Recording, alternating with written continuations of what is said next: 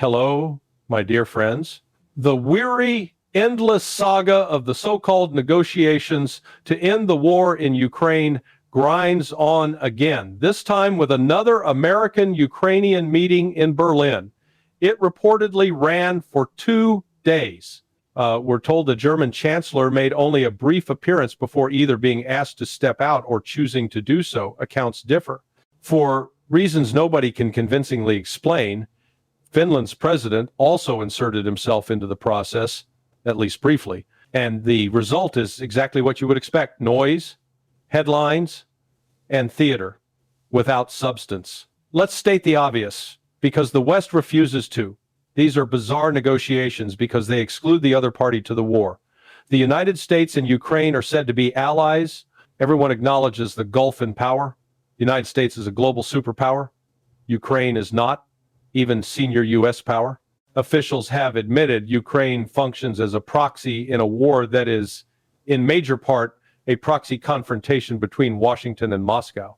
Yet, instead of negotiating directly with Russia, the actual adversary and the side that is winning, Washington wastes vast time and energy negotiating with its own proxy. This makes the entire exercise absurd on its face. Yes, Western officials hide behind a formula created in 2022. No agreement without Ukraine, effectively granting Kiev a veto. European governments echo that line while insisting they are not direct participants, merely supporting a third country. That claim is an insult to reality. The Europeans are not bystanders. Their actions, freezing Russian assets, discussing seizure schemes, trying to finance Ukraine through Russian property, are actions of belligerents, not neutral observers. Yet these same Europeans now behave as if they have veto power over the U.S. position, rewriting American proposals before those proposals are ever even shown to Russia. Of course, the real world is messy. Ukraine has some agency and Europe has some agency, but the core imbalance remains. The United States continues to treat Ukraine and Europe as if they have the leverage to dictate terms to Russia when they do not. I have no interest in counting the hours Washington has spent in internal Western bargaining sessions, but I have no doubt at all this. The United States has spent far more time negotiating with Ukraine and Europe than it has negotiating with Russia, the side that matters. Under normal logic, the process would be reversed. The United States and Russia would meet directly, hammer out an agreement, then present it to Kyiv and the Europeans as take it or leave it. If Kyiv and Europe refused, Washington could walk away, or, if it chose, seek minor modifications, but only by returning to Moscow. That would put Washington in a position of strength relative to its dependents. It could explain bluntly, stabilizing Russia relations is a core U.S. interest, and the war has not served America's strategic well-being. It could offer limited discussion of details, but make clear the decision ultimately rests with the superpower that funds the proxy war. But that is not what is happening. Instead, the West negotiates with itself on steroids. Endless, tedious meetings about Donbass withdrawal, demilitarized zones, free trade zones, NATO membership, and security guarantees. The absurdity is staggering. Why should Washington even discuss security guarantees with Ukraine? Ukraine is not a treaty ally. The United States has poured military aid into Ukraine for years, and it has failed. Ukraine continues to lose. Washington is entirely within its rights to say there will be no NATO membership, no U.S. defense guarantee, no Article 5 style commitment, full stop. What could Ukraine or Europe do beyond protest? They lack the power to compel Washington, yet Washington behaves as if it is trapped. The reason is not mysterious. Washington is not unified.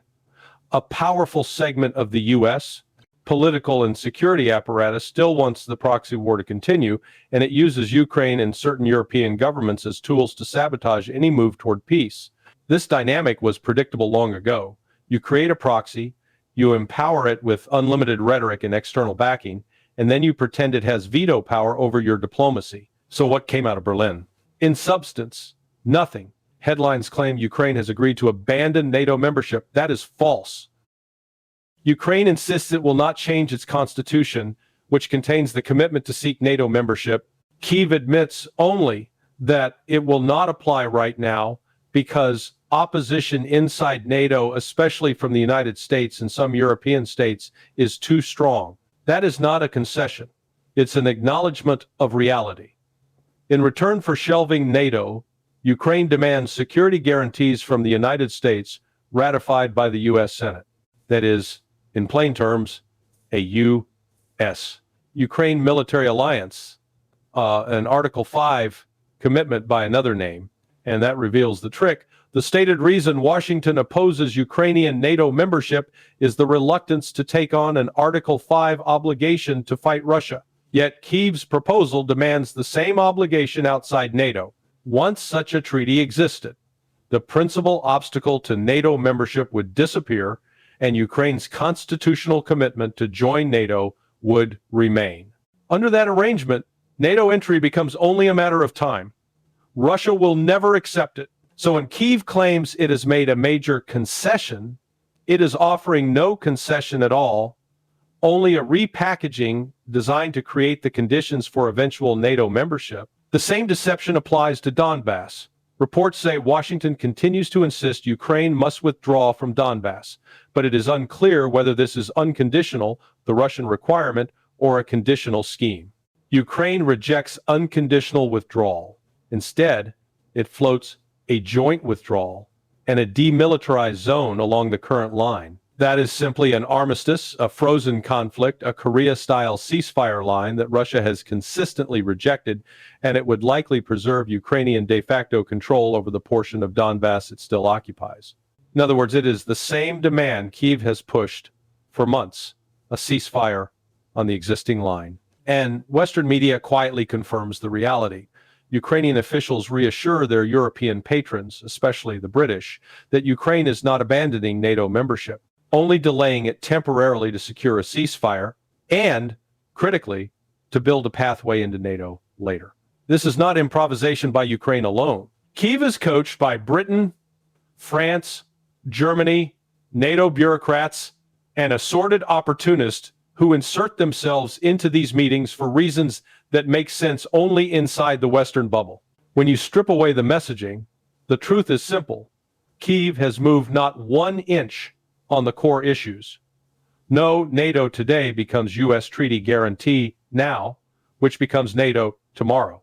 We'll discuss Donbass becomes freeze the line. The Berlin discussions take us nowhere. Meanwhile, the Americans signal progress for public consumption, but there is no progress on the real sticking points. The practical consequence is that Washington keeps staging 5-hour talks that lead to proposals Moscow will reject, especially once they drift away from the earlier understandings Russia was prepared to consider. Russian officials have already indicated that if revised proposals deviate from prior understandings, they will be rejected without hesitation. Anyone imagining Russia will accept cosmetic changes or be too embarrassed to reject bad faith offers is living in fantasy. Moscow has already explained its position to partners across the global south and BRICS. It does not need Western approval, and it certainly does not fear Western media narratives. So the question returns, what will Washington actually do? There is talk of sending envoys to Moscow again, but with what? If they go with empty hands, the trip becomes another theater performance. Previously, Washington appeared to ignore Ukrainian and European counterproposals and instead discussed earlier U.S. ideas directly with Moscow. Will it repeat that? If Washington intends to keep its original framework while treating Kyiv and Europe as noise, then why waste time bargaining with them at all? If, on the other hand, Washington has allowed Kyiv and Europe to dismantle the framework, then what will it present to Moscow besides a dead document? From where I stand, this looks like a traveling circus. The Americans talk for hours with Europeans and Ukrainians, then produce proposals they know Russia will reject, then repeat the cycle. I cannot see the strategic value. Some claim it is multidimensional chess. I do not buy that. It looks more like improvisation negotiators who have lost the skill of dealing with Russia, aware that negotiation is unpopular with hardliners inside their own system, so they assemble a day-to-day performance without a coherent plan. While this theater continues, Europe pushes another reckless escalation, using frozen Russian assets held in institutions like Euroclear as collateral for massive new funding to Ukraine. On the order of 140 billion. Call it what it is, a scheme to misappropriate Russian property. Some European states increasingly resist, others are assumed to oppose as a matter of course. Yet, the European Commission line remains no plan B. Either seize and leverage Russian assets, or Ukraine's finances collapse. The political blackmail is obvious. Approve the scheme or be blamed for Ukraine's financial breakdown next year, potentially including hyperinflation. This European posture grows ever more shrill. NATO leadership talks openly of Russia as a permanent enemy and casts China and others as looming threats. German political leadership lectures young Germans about preparing to fight Russia, while German economic conditions deteriorate. Industrial production is reportedly far below prior peaks, and instead of admitting the proximate cause energy self-sabotage through sanctions and the cutoff of Russian supplies, European elites shift blame to tariffs, green policy, regulation, anything but the one policy they cannot admit has failed: the economic war on Russia. And yes, there are multiple factors in Europe's industrial decline. Competition is real, regulation matters, policy choices have costs, but the proximate driver remains the deliberate choice to embrace higher energy costs by severing reliable Russian supply, making European industry, especially Germany, uncompetitive. Alongside that, the structural problems of the euro remain. It has harmed competitiveness across many European states, while Germany now undermines itself relative to the world. Yet discussion of the economic war's consequences and the euro's role has become taboo. Europe is swirling in circles like water draining from a bath once the plug is pulled, first with Ukraine and eventually with itself. The constant war rhetoric is not because European leaders truly believe they will fight Russia directly. They know any full war implies nuclear escalation and existential disaster. They are not suicidal. The rhetoric is a cohesion tool used to hold together a failing project and delay accountability while reality closes in. Meanwhile, Russia watches and waits. Russian officials say they have not received revised proposals from the Americans. They assume something will come eventually, but they have been clear: if the proposals deviate into unacceptable territory, they will be rejected. Moscow does not care about Western attempts to score debating points about maximalism. Russia is not playing debate club. Russia views this war as existential. It has defined its terms and shown no sign of abandoning them. And while Western diplomats perform, the war continues and the battlefield picture favors Russia. Western focus flickers to places like Kupiansk, but the conflict is broader. Russia continues to strike Ukraine's infrastructure and forces. The more decisive momentum appears on fronts where Russian advances look increasingly unstoppable. Reports indicate further Russian gains in areas tied to the Zaporozhye and Dnipropetrovsk directions. Over recent weeks, there was much talk of a Ukrainian defensive line, complete with dragon's teeth and fortifications. Some even claimed it resembled Russia's own fortified lines from 2023. I never accepted that comparison. The defensive density and, critically, the massive minefield belts that made Russia's line so formidable are not replicable by Ukraine at this stage. Ukraine does not appear able to produce and lay mines at that scale. And Russia is far more competent now, better organized, better supplied, more experienced in breaching defenses than Ukraine was when it attacked Russia's fortifications in 2023. The result is predictable. The line cracks, positions fall, and the breach widens. On maps, the situation resembles a dam beginning to fail, pressure building behind it, cracks spreading, breaks linking together. Once the structure gives way, forces surge forward like a tidal wave. And east of key points, there may be little comparable defense depth to halt a fast Russian push toward major geographical barriers in important cities.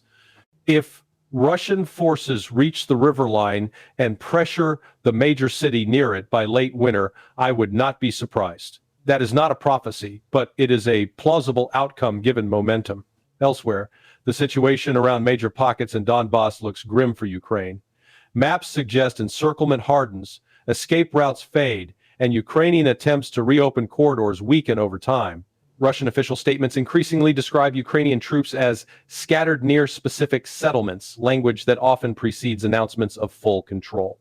When the pocket collapses, it collapses quickly, and the logistical consequences ripple outward. Control of key road networks would then serve Russian operational supply across Donbass and enable either westward pressure or, more plausibly, northern maneuvering to deepen encirclement operations.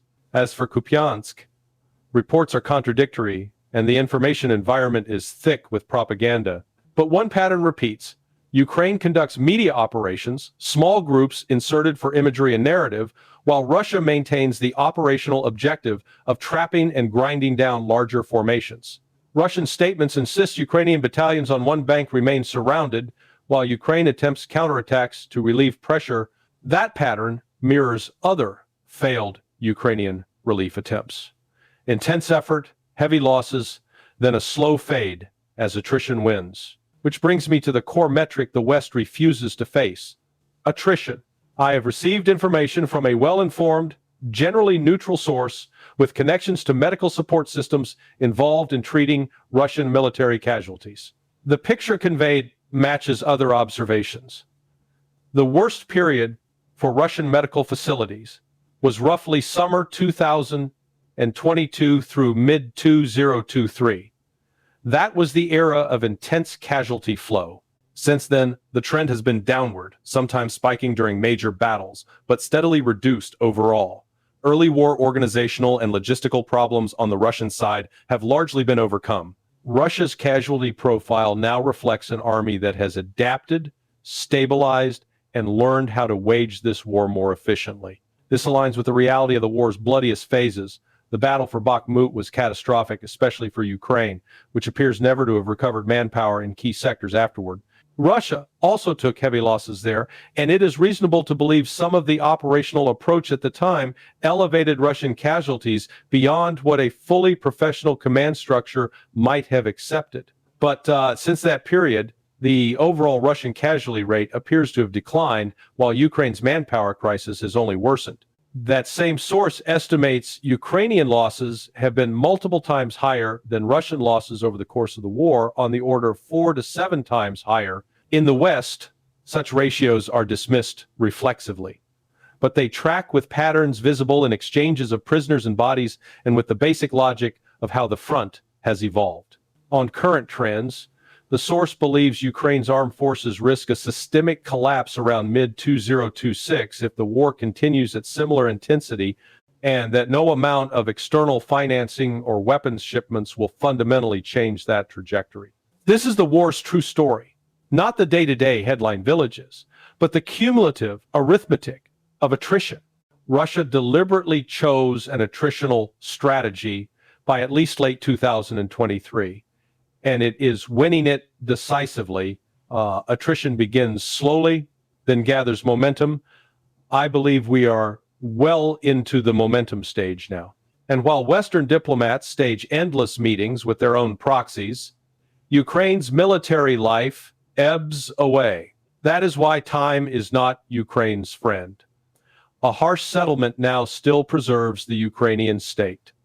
Delay risks a harder Russian position and worse terms later. If the United States actually cared about Ukraine's survival as a state, it would stop indulging European and Ukrainian fantasies, speak directly to Moscow, and present the result to Kyiv as a choice, not a negotiation. But the West is not operating on humanitarian logic or strategic coherence. It is operating on internal political dysfunction, factional sabotage, and narrative maintenance. So we end where we began. Berlin produced theater, not peace. Moscow waits, Europe escalates financial recklessness, and on the battlefield, the attritional machine continues its work steadily, methodically, and with results the West can no longer hide indefinitely. And that's really the final uncomfortable truth. The West keeps stepping around. You cannot message your way out of a war. You are losing on the ground and bleeding out in manpower. You cannot hold two-day meetings in Berlin, issue choreographed headlines about concessions, and then expect Moscow to pretend the battlefield doesn't exist. Russia will not negotiate with press releases. Russia will negotiate, if it negotiates at all, based on facts. The line of contact, the collapse of Ukraine's reserve pool, the degradation of air defense, the steady erosion of logistics, and the strategic reality that time is no longer Ukraine's ally.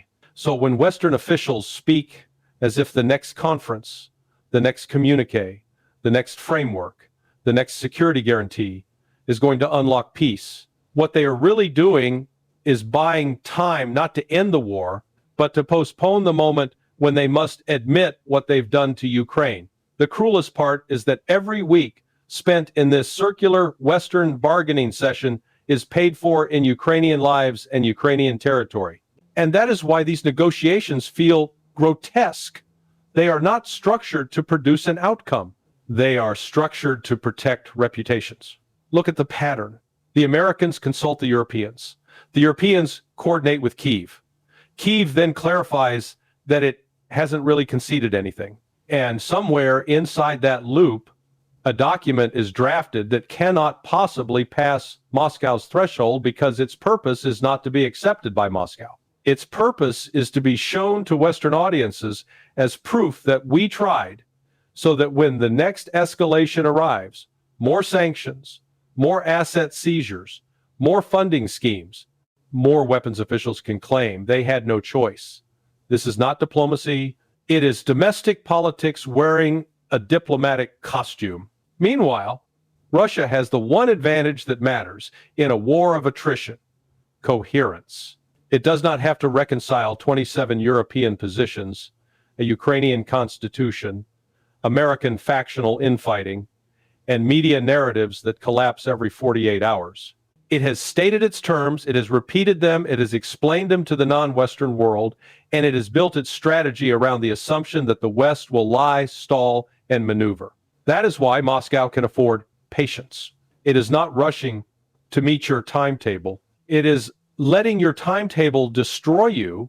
And here is the point. Western leaders refuse to say out loud, the longer they delay a real negotiation with Russia, the worse the eventual settlement will be for Ukraine. Not because Russia is vindictive, but because war is arithmetic. The longer a losing side continues to fight, the fewer assets it retains to trade for mercy. The West can ship weapons. It cannot ship Ukraine a new generation. It can print money. It cannot print experienced infantry, trained crews, functioning brigades, and intact morale. That is what attrition is. The slow subtraction that suddenly becomes a cliff. So when you hear talk of security guarantees, understand what it really is. It is a trap designed to keep Ukraine in the Western military orbit without admitting the NATO word. It is an attempt to create the conditions for NATO membership later while pretending it has been shelved. Moscow will read it exactly as it is intended, a delayed accession plan, and Moscow will reject it not out of stubbornness, but out of survival instinct. Any Russian leadership that accepted a disguised Article 5 commitment on its border would be signing its own strategic death warrant. That is why the West's clever wording games are not clever. They are insults to the intelligence of the only party that actually has the leverage to end this war. What happens next, then, is not a mystery.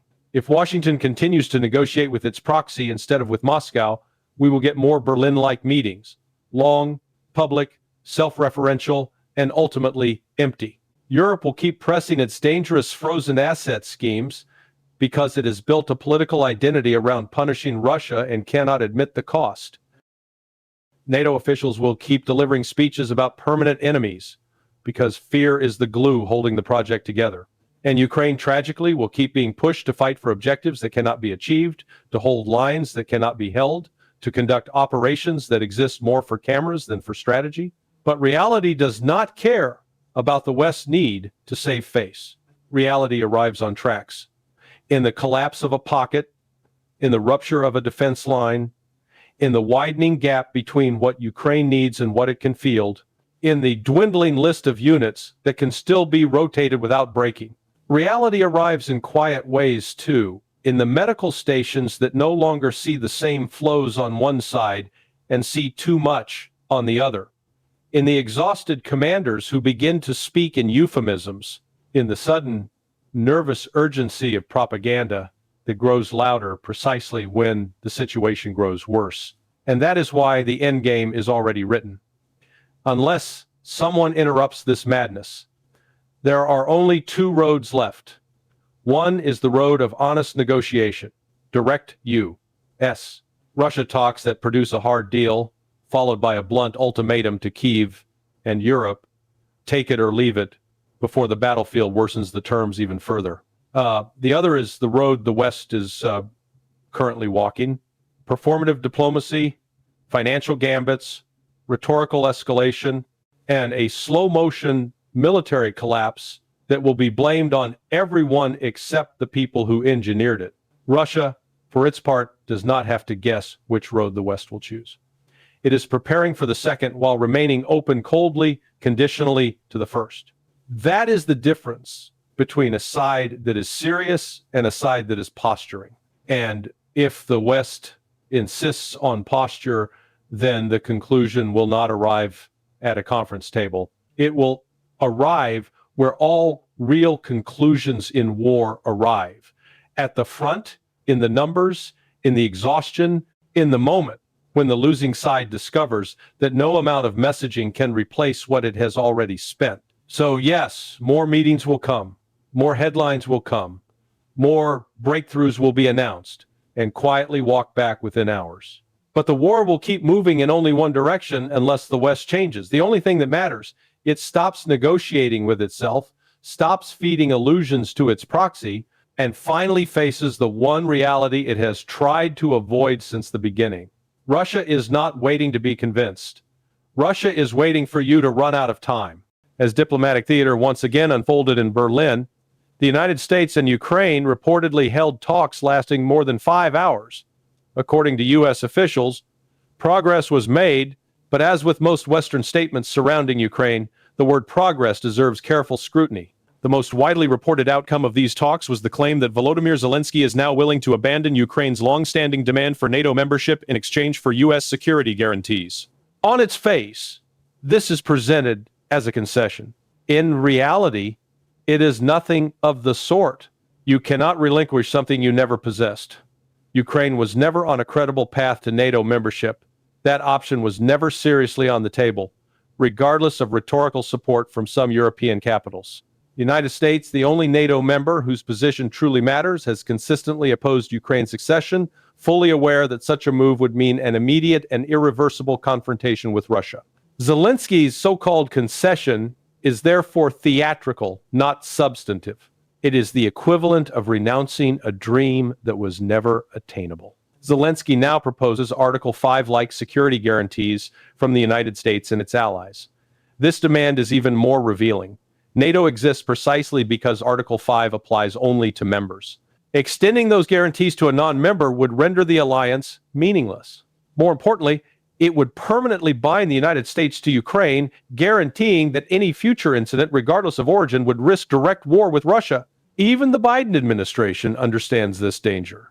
So does Donald Trump. The Europeans, however, continue to push for this outcome because it ensures that the United States remains financially, militarily, and politically trapped in the Ukrainian project. Significantly, Zelensky himself admits that Washington has not responded positively to these proposed revisions. That silence speaks volumes. It confirms that the United States is not enthusiastic about Ukraine's latest demands and understands the risks involved. Zelensky also insists that Ukraine cannot afford to assume that the current peace process will fail. This statement is revealing not for what it says, but for what it avoids. This is not about ending the war. Ending the war is simple. The conflict could stop immediately if either side accepted the other's terms. The problem is not peace itself, it is how peace is achieved. Wars do not end through goodwill alone. They end when one side collapses militarily, economically, or politically. In this conflict, Russia holds overwhelming advantages in manpower, artillery, drone warfare, and air superiority. Even Western analysts increasingly acknowledge this reality. Politically, Russia operates with a unified decision-making structure, while the so-called collective West is deeply fractured.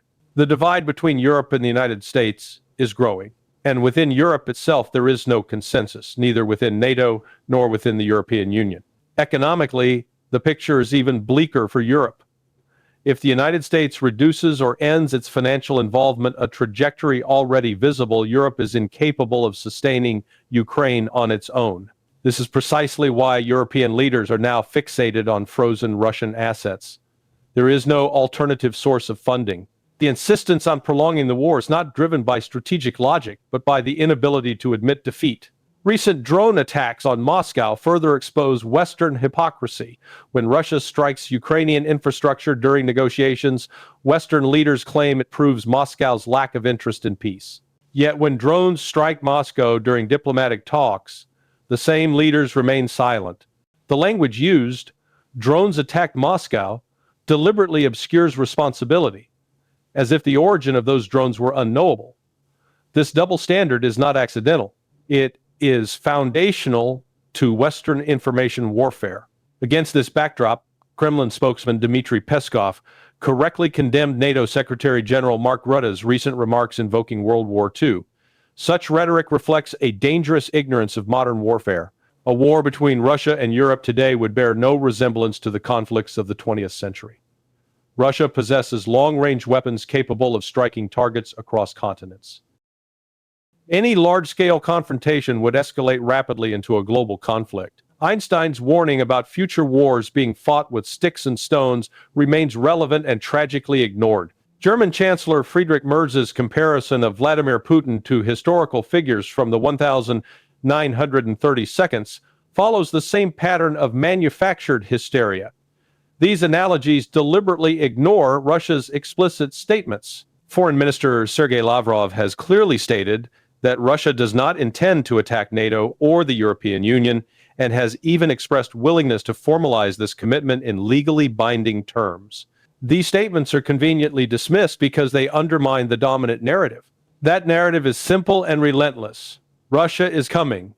Therefore, European citizens must accept endless military spending, economic decline, and the erosion of living standards. Sanctions must continue indefinitely, not because they work, but because stopping them would be an admission of failure. Once a narrative is established, it cannot be abandoned without political consequences. This explains the European Union's continued fixation on sanctioning Russia's so-called shadow fleet. The belief that sanctioning 40 additional vessels will cripple the Russian economy is not serious analysis. It is performative politics. Russia's economy does not hinge on a handful of ships, but the sanctions must continue because the story requires them to continue.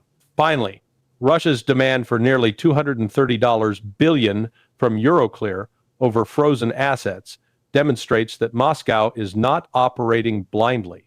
Russia knows exactly how much of its wealth has been seized and where it is held.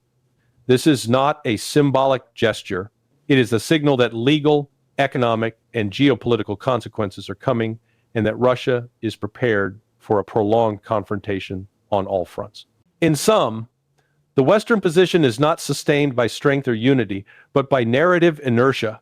The war continues not because peace is impossible, but because admitting strategic failure is politically unacceptable.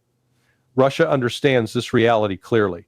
The West, trapped by its own rhetoric, does not. In the end, this war will not be decided by press conferences in Berlin, symbolic concessions about NATO, or ever-expanding sanction lists drafted in Brussels. It will be decided by material facts, industrial capacity, political cohesion, strategic depth, and the willingness of societies to absorb long-term costs. On every one of these metrics, Russia is operating from a position of structural advantage, while the collective West is operating from a position of denial. Ukraine's leadership understands this far better than it admits publicly, which is why its rhetoric increasingly oscillates between desperation and performative optimism. The language of marathons, pressure, and security guarantees is not the language of confidence. It is the language of a side searching for time, not victory. What the West refuses to confront is that this conflict was never about Ukraine's sovereignty in the abstract. It was about forcing a strategic defeat on Russia without paying the price of direct war. That project has failed, not because Russia collapsed, but because Russia adapted militarily, economically, and politically, while the West exhausted its escalation ladder without achieving its objectives. The sanctions did not break Russia.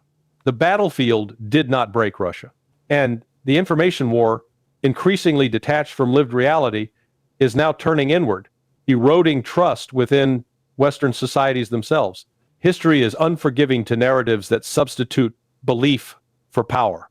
The longer European leaders cling to apocalyptic analogies and recycled Cold War fears, the more they delay the only outcome that remains plausible: a negotiated settlement shaped not by Western aspirations, but by battlefield realities.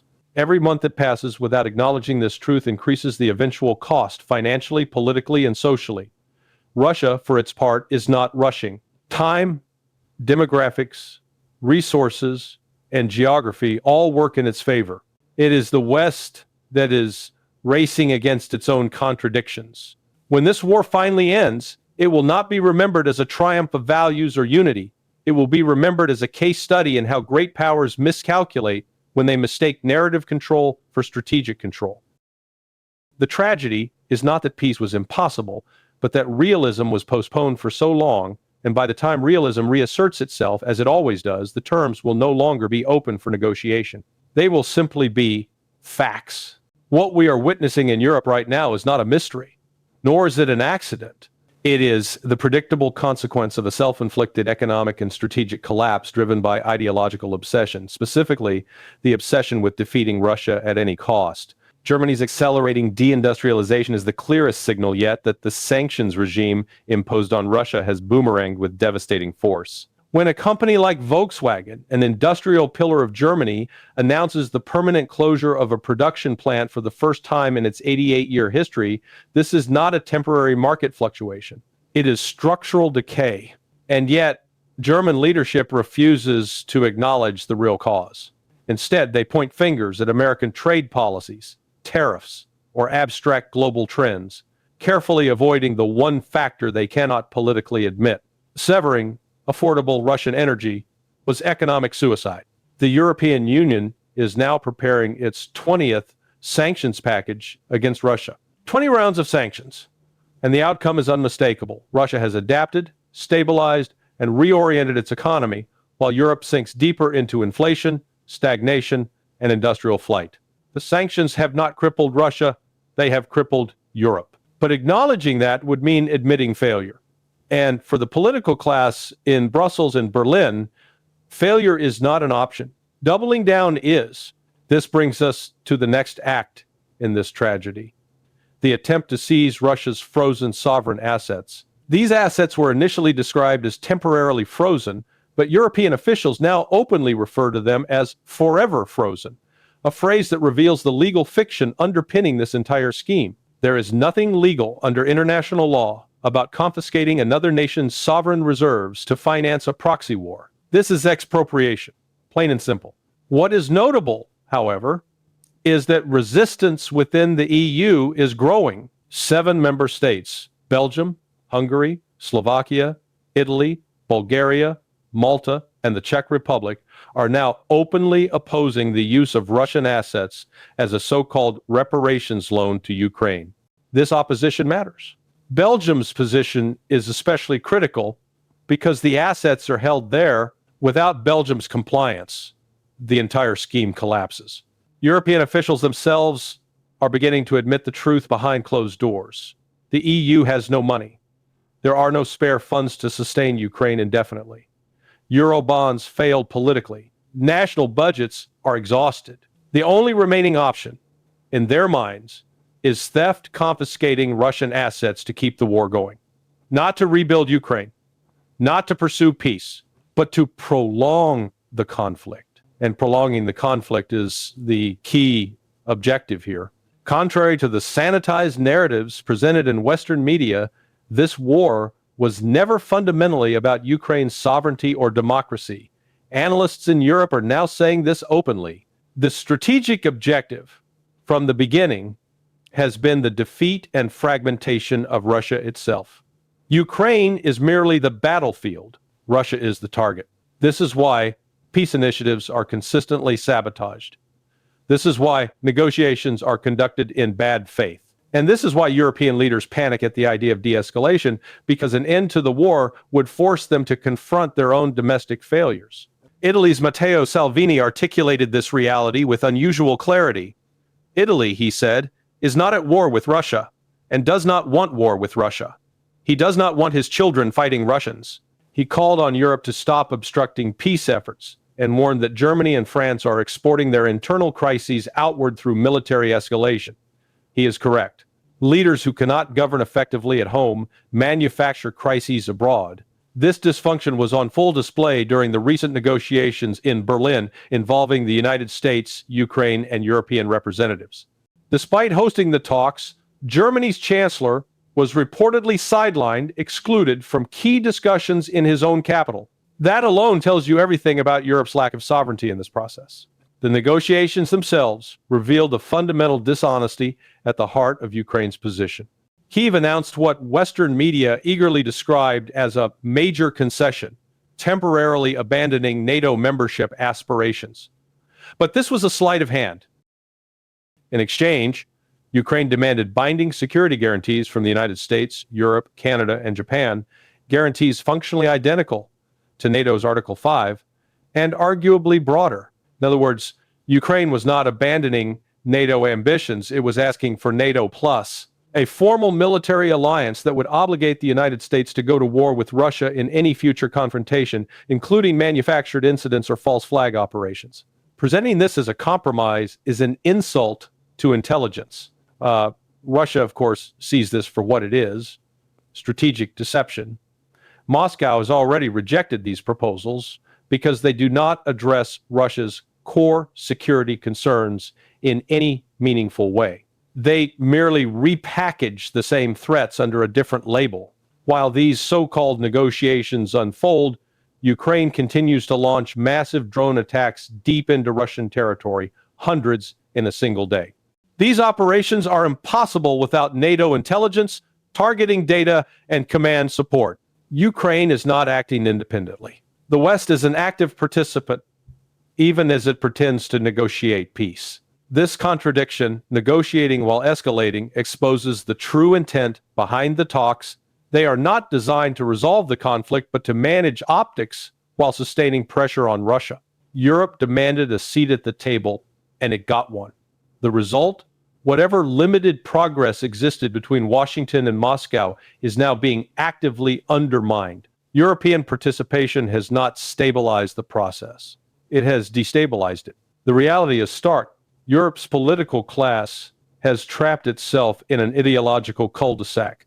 Having framed this conflict as an existential moral crusade, it cannot pivot without admitting catastrophic misjudgment. So it presses forward, sacrificing its economy, its energy security, and its geopolitical credibility. Russia, meanwhile, is not isolated, it is not collapsing, and it is not negotiating from weakness. Time favors Moscow, not Brussels. The longer this conflict drags on, the clearer it becomes that Europe's strategy is unsustainable. Sanctions have failed. Asset seizures are legally indefensible. Military escalation risks uncontrollable consequences. And peace is deliberately postponed because it threatens political careers. History will not be kind to the architects of this policy. And when the reckoning comes, it will not be Russia that stands accused of self-destruction, it will be Europe. To understand where this war is going, one must first understand where Europe has already arrived. The European Union today is not acting as a rational geopolitical actor. It is behaving like an institution trapped by its own propaganda, unable to retreat because retreat would expose the scale of its miscalculation. The sanctions regime against Russia was sold to European publics as a decisive economic weapon. It was supposed to collapse the Russian economy, trigger social unrest, and ultimately force political change in Moscow. None of that happened. Instead, Russia adapted with remarkable speed, redirecting energy exports, strengthening domestic production, deepening ties with non-Western economies, and stabilizing its financial system under pressure. Europe, meanwhile, did the opposite of adapting. It amputated its own industrial base. Germany's collapse is not symbolic, it is diagnostic. When cheap, reliable Russian energy was cut off, German industry lost its competitive foundation overnight. Energy-intensive sectors, chemicals, metallurgy, automotive, manufacturing could not survive at scale under inflated energy costs. Companies either shut down or relocated abroad. This was not an unintended side effect. It was a foreseeable consequence that policymakers chose to ignore. Yet Europe's leadership refuses to draw the obvious conclusion they cannot reverse course, because reversing course would mean admitting that Russia was right about energy security, economic sovereignty, and the dangers of ideological policymaking. So instead of lifting sanctions, they escalate. This escalation now takes the form of legalized theft. The move to confiscate Russian sovereign assets represents a fundamental break with international financial norms. If the EU succeeds in doing this, it will permanently destroy the credibility of Western financial institutions as neutral custodians of global capital. No country outside the Western alliance will ever trust its reserves in Europe again, and rightly so. This is why internal resistance within the EU matters. Belgium's hesitation is not moral, it is practical. Belgian officials understand that if they cross this line, there is no going back. The global financial system will fragment further, and Europe will bear the long-term cost. The fact that Italy, Hungary, and others are now pushing back signals that cracks are forming in what was once presented as a unified front. But let us be clear, this resistance is fragile. The pressure being applied by Brussels, Washington, and Atlanticist networks is immense. Political careers, funding streams, and media narratives are all being weaponized to enforce compliance. The objective is not consensus, it is coercion. The same coercive logic defines Europe's approach to Ukraine. Despite public rhetoric about peace, every concrete action points toward prolongation of the conflict. Ukraine is not being prepared for compromise, it is being prepared for perpetual dependency. Financial aid replaces governance, military aid replaces diplomacy, and propaganda replaces strategy. The Berlin negotiations exposed this reality with unusual clarity. Ukraine's so-called concession on NATO was not a concession at all.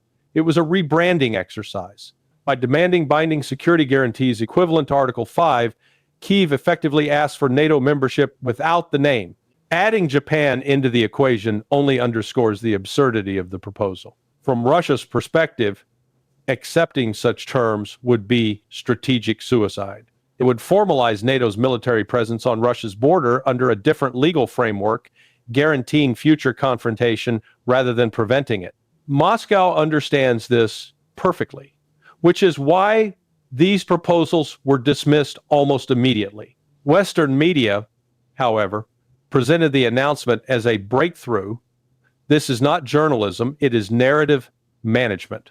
The goal is to convince Western publics that progress is being made, even as the substance of the negotiations moves further away from any realistic settlement. Meanwhile, the military reality continues to contradict the diplomatic theater. Large-scale Ukrainian drone attacks deep into Russian territory are not acts of desperation. They are signals. They demonstrate that Ukraine remains fully integrated into NATO's intelligence and command infrastructure. These operations are not possible without Western coordination. This is proxy warfare in its purest form. And yet, Europe continues to pretend that it is merely a mediator. The contradiction is unsustainable. You cannot negotiate peace while actively enabling escalation.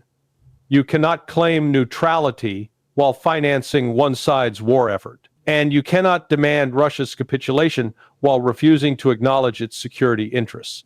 This is where Europe's strategic myopia becomes fatal. European leaders still operate under the illusion that time is on their side, that Russia will eventually weaken or fracture or fold under pressure. All available evidence suggests the opposite. Time favors the actor with strategic depth. resource autonomy, and internal cohesion. That actor is Russia, not the European Union. Europe's fear is not Russian victory. Europe's fear is irrelevance. A negotiated settlement that acknowledges Russian interests would expose the EU as a subordinate actor incapable of shaping outcomes independently of Washington. That is why Europe sabotages peace, even as it demands a seat at the table. The irony is brutal.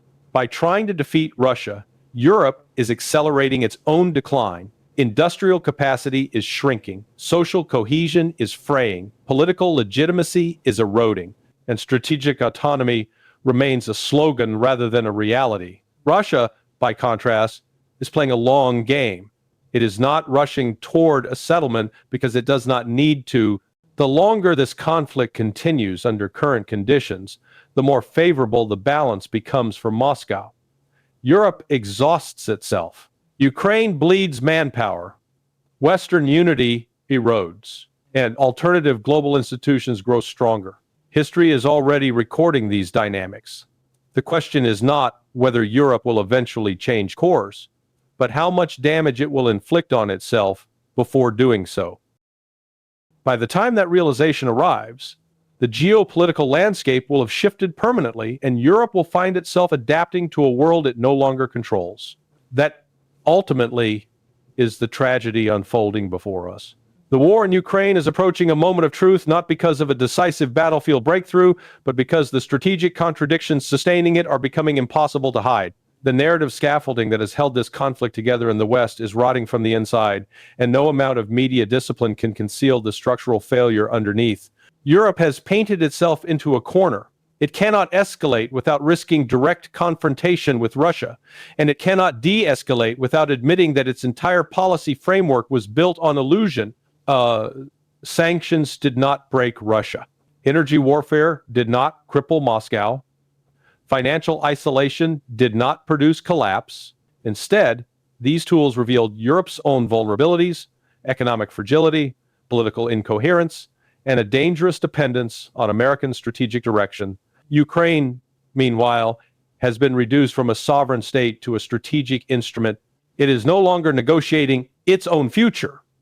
It is negotiating on behalf of interests that do not intend to live with the consequences. Its leadership speaks the language of compromise while demanding guarantees that would institutionalize perpetual conflict.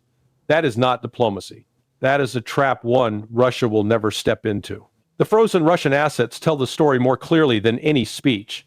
They are the last financial oxygen sustaining the illusion that this war can continue indefinitely. Once those assets become the central pillar of European policy, it is an admission of bankruptcy, moral, legal, and economic. And if Europe crosses that line, the damage will be irreversible. Trust in Western financial systems will evaporate, and the global order Europe once benefited from will fragment beyond repair. Russia understands this. Moscow is not negotiating from desperation, it is negotiating from patience. It knows that time, resources, and strategic depth are on its side. It knows that Europe is exhausting itself trying to maintain a fiction that Russia must lose in order for Europe to survive. In reality, it is Europe's refusal to accept geopolitical reality that threatens its future. History does not reward denial. It punishes it. This conflict will not end when Brussels decides it should. It will end when the structures propping it up can no longer bear their own weight, when economic reality overwhelms ideological fantasy, and when political leaders are forced to confront the cost of their decisions. When that moment arrives, the record will be clear. Russia did not isolate itself from Europe. Europe isolated itself from reality. And in doing so, it sacrificed prosperity, stability, and strategic autonomy on the altar of a war it never truly understood and never had the capacity to win. That is the endgame now in view.